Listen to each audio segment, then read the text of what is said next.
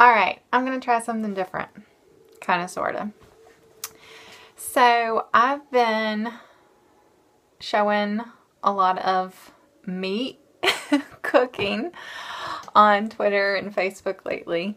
And I'm just about to cook a piece of meat that I really love, but it's taken me a while to figure out how to cook best for us.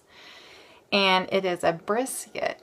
But compared to what a lot of people cook, a lot of people buy big, thick, heavy briskets.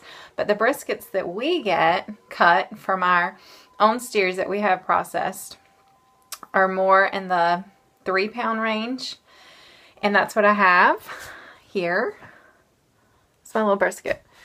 So what I have found, what works good for me, because one, I don't have a smoker yet. That is on my list of things to get and try. But I actually cook my brisket in the oven. And what I found is low and slow wins the brisket race. So what I do is I put a dry rub on it, and I have some, and you would also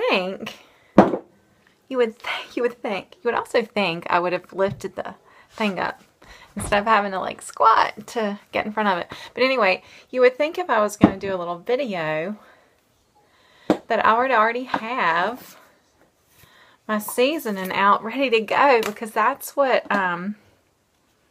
people that do videos do. They like prepare things. And that's not what I do. I don't really do anything prepared. I fly by the seat of my pants. Oh my word. I thought I had some. I have some like made up that I keep in a little jar usually. Here it is. Look. This is actually not Pinch Perfect garlic and herb salt free, which I think I actually poured out because why would you want a salt free spice? Doesn't make sense. So instead, oh, don't look at my fingers. I self-mutilate. I bite my fingers. See where it says brisket rub? Yeah, that's what I use. I don't know what it is. I found a little recipe online, and that's what I use for my rub. It's a, well, you can't smell it because you are not here with me, but it smells really good. So I just liberally apply. You can't see that either. You're just gonna have to trust me. I'm shaking it on the brisket and then patting it in really good. So we do that to both sides. And then, like, it's a lot. I'll show you. Hey, there's the brisket. So, come back. There we go. So I liberally apply the brisket rub. So you put the dry rub on it. And then what I'm going to do is I have a roast pan. This is probably not really correct either, but it works. So I have a roast pan that I put like a cookie rack thing, because it's the only kind of rack I have. And then you put your brisket on it, fat. So here's my brisket. It's all coated. Put it fat side up on the tray. I'm going to put some more stuff on the side. And then you cover it with foil.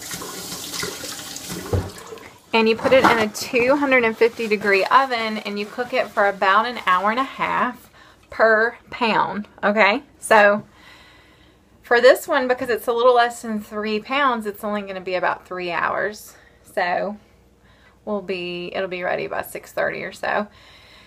And then you need to let it rest for 30 minutes to an hour after it's done cooking. And it should be fall apart tender good. And by covering it with foil, it's going to keep the moisture in, and it's actually going to be very moist. Even though that word is not a great word to say out loud on a video. But anyway, that's what it's going to be. and we have visitors. So, good timing. I'm going to put the foil on, I'm going to put it in the oven, and then I'm going to show you what we get when it's done.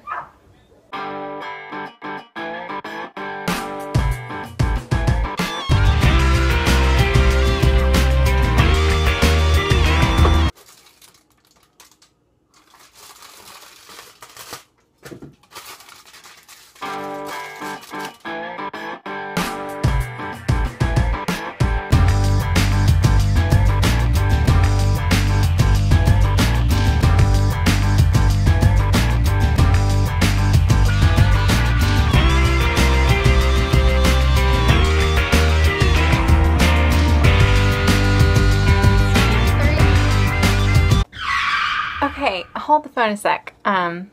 Math has never been my strong suit, and I said cook it for an hour and a half per pound, which is correct, but an hour and a half times 3 is not actually 3.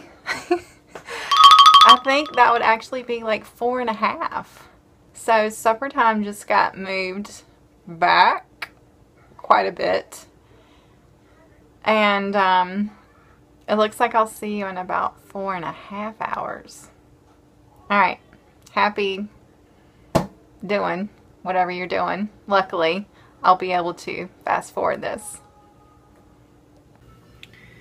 Okay, here we are. It's time for the great reveal. It's 7:20. What time did I tell you we were going to be done? 6:30? So yeah, we're about 4 hours? Whatever. It's done, I think. Okay. Because I've actually already cut into it to make sure that it was. But here you go. It smells really good. And it looks really good. And there's a lot of, see that? Jiggle wiggle juice. So there's actually a lot of juice that came out of it.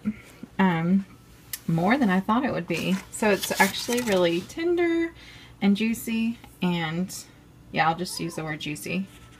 That sounds better than what I said earlier. So there you go. We have a brisket. Very easy. Let me see. I don't know if I can cut this and hold it. Okay, that's real life going on in the background. That's my children fighting and crying.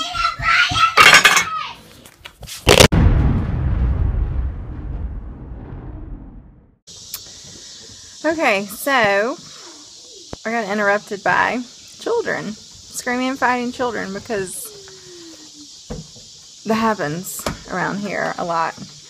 And honestly, so we just ate. Definitely got my teeth. That brisket was a little dry. So I think I actually cooked it too long. I think next time I would try it at 225 and I would cook it less time. So that's how that went down. This is basically the worst food cooking vlog in the history of man. But it's the story of my life. So there you go.